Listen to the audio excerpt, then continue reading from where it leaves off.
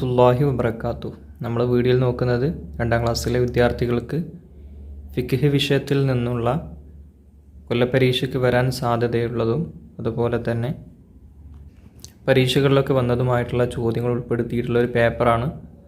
അപ്പോൾ നമുക്ക് നേരെ വീഡിയോയിലേക്ക് പോകാം. അതിനു മുമ്പായിട്ട് നിങ്ങൾ ആദ്യമായിട്ടാണ് ഈ വീഡിയോ കാണുന്നതെങ്കിൽ താഴെ കാണുന്ന സബ്സ്ക്രൈബ് ബട്ടൺ ക്ലിക്ക് ചെയ്യുക. അതുപോലെ തന്നെ നിങ്ങളുടെ കൂട്ടുകാർക്ക് ഇതൊന്ന് ഷെയർ ചെയ്ത് കൊടുക്കുക. ഇനി നമുക്ക് പരീക്ഷ എഴുതാനുള്ളത് ഫിഖ്ഹാണ്. അപ്പോൾ നമുക്ക് ഫിഖ് വിഷയവുമായി ബന്ധപ്പെട്ട ചോദ്യങ്ങളൊന്ന് പരിചയപ്പെടാം. ആദ്യ പ്രവർത്തനം യോജിപ്പിക്കാം എന്നുള്ളതാണ്. വലതുഭാഗത്ത് കാണുന്ന വരി ഇടതുഭാഗത്ത് കാണുന്ന വരിയുമായിട്ട് യോജിപ്പിക്കാം. എന്നിട്ട് എഴുതേണ്ടത് നടുഭാഗത്താണ് കേട്ടോ. ഈ കാണുന്ന ഭാഗത്താണ് എഴുതി കൊടുക്കേണ്ടത്. അങ്ങനെയൊക്കെ പരീക്ഷയിൽ വരും.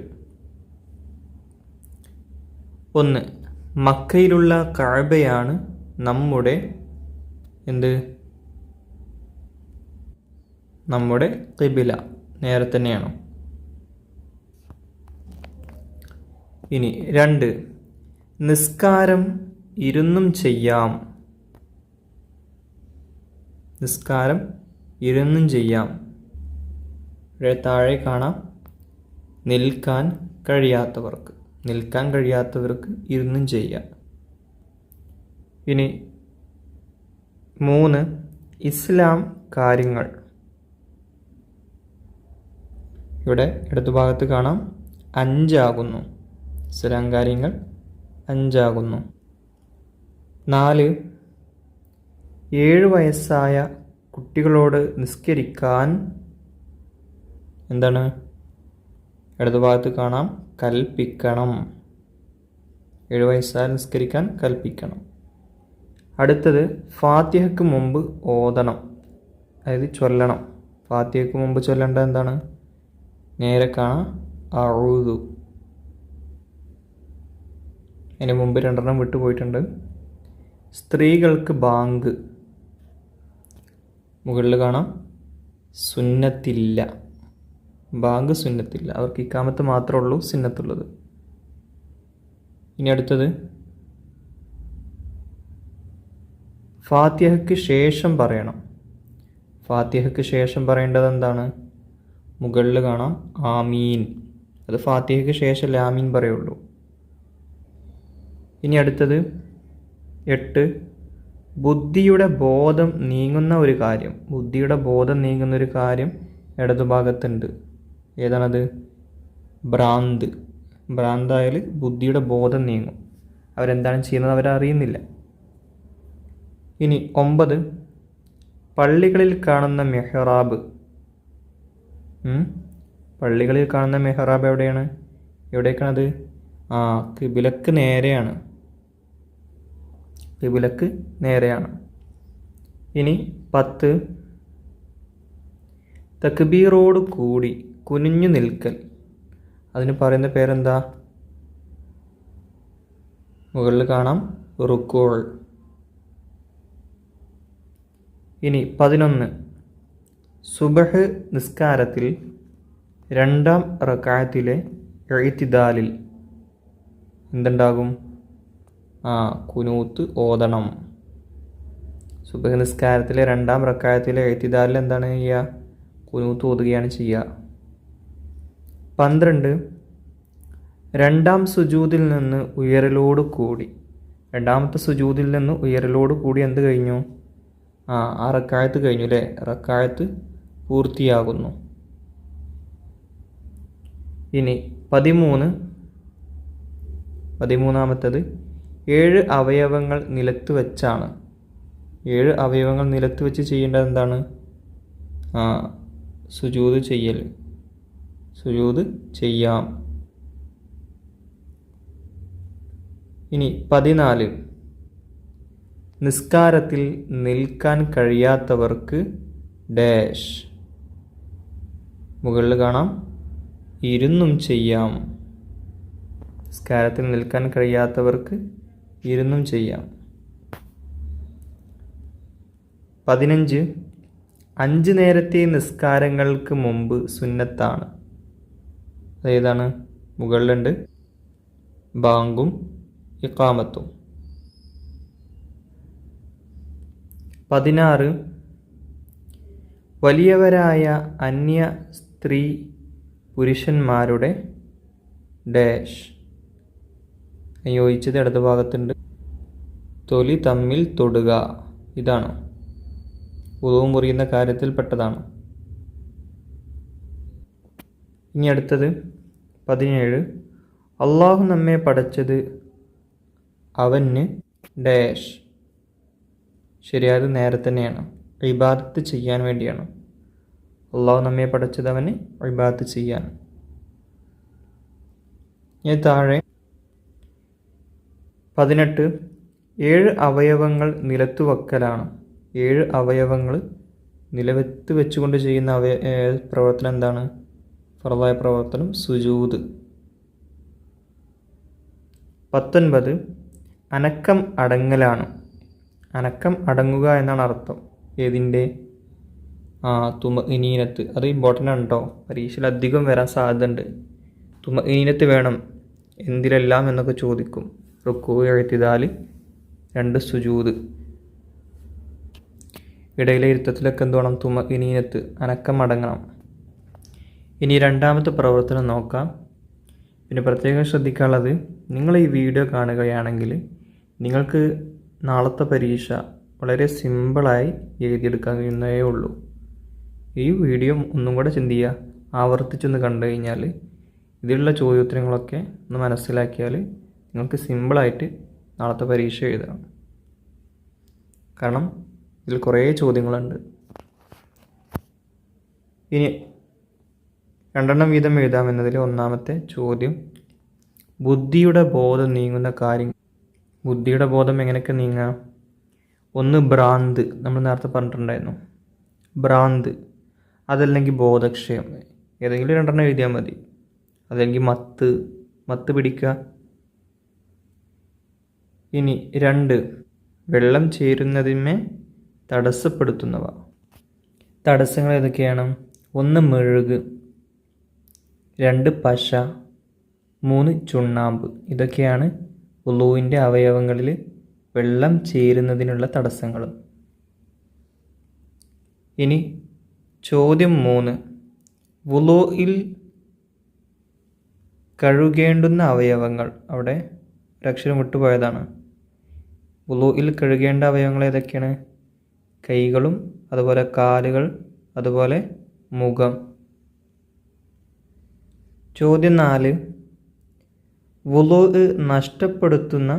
നഷ്ടപ്പെടുന്ന കാര്യങ്ങൾ. വുളൂ നഷ്ടപ്പെടുന്ന കാര്യങ്ങൾ ഏതൊക്കെയാണ്? വുളൂ നഷ്ടപ്പെടുന്ന കാര്യങ്ങൾ 4 കാര്യങ്ങളാണുള്ളത്. അതിലൊന്ന് മലമൂത്ര ദ്വാരങ്ങളിൽ കൂടിയിട്ട് മനിയല്ലാത്തവ പുറപ്പെടുക. 2 ബുദ്ധിയുടെ ബോധം നീങ്ങുക. 3 മുൻകൈയിൻ്റെ പള്ള കൊണ്ട് മനുഷ്യൻ്റെ ഗുഹ്യ സ്ഥാനം തൊടുക. 4 വലിയവരായ അന്യ സ്ത്രീ പുരുഷന്മാരുടെ തൊലി തമ്മിൽ തൊടുക. ഇനി ചോദ്യം 5, വുളൂഇൻ്റെ ഷർത്തുകൾ. വുളൂവിന് 5 ഷർത്തുകളാണുള്ളത്. 1 വുളൂ ചെയ്യുന്ന വെള്ളം തഹൂറായിരിക്കുക എന്നതും. 2 വുളൂഇൻ്റെ അവയവങ്ങളിൽ വെള്ളം ചേരുന്നതിന് തടസ്സങ്ങൾ ഉണ്ടാവരുത്. 3 വെള്ളത്തിൻ്റെ അവസ്ഥയെ മാറ്റുന്ന മഷി, ചായ മുതലായവ അവയവങ്ങളിൽ ഉണ്ടാവരുത്. 4 കഴുകപ്പെടുന്ന അവയവങ്ങളിൽ വെള്ളം ഒലിക്കണം. 5 മൂത്രവാർച്ച പോലെ പതിവായി അശുദ്ധിയുള്ളവർ നിസ്കാരത്തിൻ്റെ സമയം ആവുകയും ആയെന്ന് അറിയുകയും ചെയ്യാം. ഇനി ചോദ്യം 6, നിസ്കാരത്തിൻ്റെ ഷർത്തുകൾ. വുളൂവിൻ്റെ ഷർത്താണ് പറഞ്ഞത്. ഇനി നിസ്കാരത്തിൻ്റെ ഷർത്തുകൾ. നിസ്കാരത്തിനും 5 ഷർത്തുകളാണുള്ളത്. 1 സമയം ആയെന്നറിയുക. 2 വുളൂ ചെയ്യുക. 3 നജസിൽ നിന്ന് ശുദ്ധിയാവുക. 4 ഔറത്ത് മറക്കുക. 5 ഖിബ്ലക്ക് മുന്നിടുക. ഇതൊക്കെയാണ് 5 ഷർത്തുകൾ. ഇനി അടുത്തത് ഫർള് നിസ്കാരങ്ങൾ. നിസ്കാരങ്ങളുടെ പേര് എഴുതാനാണ് കേട്ടോ. ലുഹുർ ആണെങ്കിൽ ലുഹുർ, അസുർ, മഗ്രിബ്, ഇഷാ, സുബഹ്. ഇതിൽ ശ്രദ്ധിക്കേണ്ടത് സുബഹ് എഴുതുമ്പോൾ സ്വാദാണ് കേട്ടോ, സുബ്ഹ് എന്നാണ്. സുബ്ഹ് എഴുതരുത്, സീൻ എഴുതരുത്, അത് തെറ്റാണ്. ഇതാണ് ശരി, സുബ്ഹ്. അതുപോലെ ചില കുട്ടികൾ അസ്വർ എന്ന് എഴുതാറുണ്ട്. അസ്വറല്ല, ഇത് തെറ്റാണ്, ഇത് തെറ്റാണ്. ശരിക്കും എഴുതേണ്ടത് എങ്ങനെയാണ്? അസുർ, അസുർ, അസുർ. ഇതാണെന്ത് ശരി. ഇനി 8ാമത്തെ ചോദ്യം. സുബഹിൻ്റെ ബാങ്കിൽ പ്രത്യേകമായുള്ള 2 പദങ്ങൾ. ആ 2 പദങ്ങൾ എഴുതാം. സുബഹിൻ്റെ ബാങ്കിൽ അസ്സലാത്തു ഖൈറും മിനൻ നൗം, അത് തന്നെയാണ് രണ്ടും. ഇനി 9 നജസ്സുകൾ. കുറേ നജസ്സുകൾ പഠിച്ചിട്ടുണ്ട്. അതിൽ വേണമെന്നുണ്ടെങ്കിൽ മലം എഴുതാം, മൂത്രം, രക്തം, ചലം, ഛർദ്ദിച്ചത്. ഇതൊക്കെ നജസ്സുകളാണ്. ഈ പടത്തിൽ നജസ്സുകളെ പറ്റി പഠിക്കുമ്പോൾ 5 പഠിക്കുന്നുണ്ട്. എല്ലാ പരീക്ഷകളിലും നജസ് ചോദിക്കാറുണ്ട് പൊതുവെ. അപ്പോൾ അതൊന്ന് പഠിപ്പിച്ചു വെക്കുക കുട്ടികളെ കൊണ്ട്. ഇനി ഉത്തരം എഴുതാം. 1, റുക്വയിൽ നിന്ന് ഉയരണം. എന്ത് പറഞ്ഞുകൊണ്ട്? റുക്വയിൽ നിന്ന് ഉയരണം. എന്ത് പറഞ്ഞുകൊണ്ടാണ് ഉയരേണ്ടത്? സമിഅ അല്ലാഹു ലിമൻ ഹമിദഹു. അത് എഴുതി കൊടുക്കുകയാണ് ചെയ്യേണ്ടത്. സമിഅ അല്ലാഹു ലിമൻ ഹമിദഹു. 2, ഇരുന്നും നിസ്കരിക്കാം. ആർക്ക്? ആർക്കാണ് ഇരുന്നും നിസ്കരിക്കാൻ കഴിയുക? നമ്മൾ നേരത്തെ പറഞ്ഞിട്ടുണ്ടായിരുന്നു, നിൽക്കാൻ കഴിയാത്തവർക്ക്.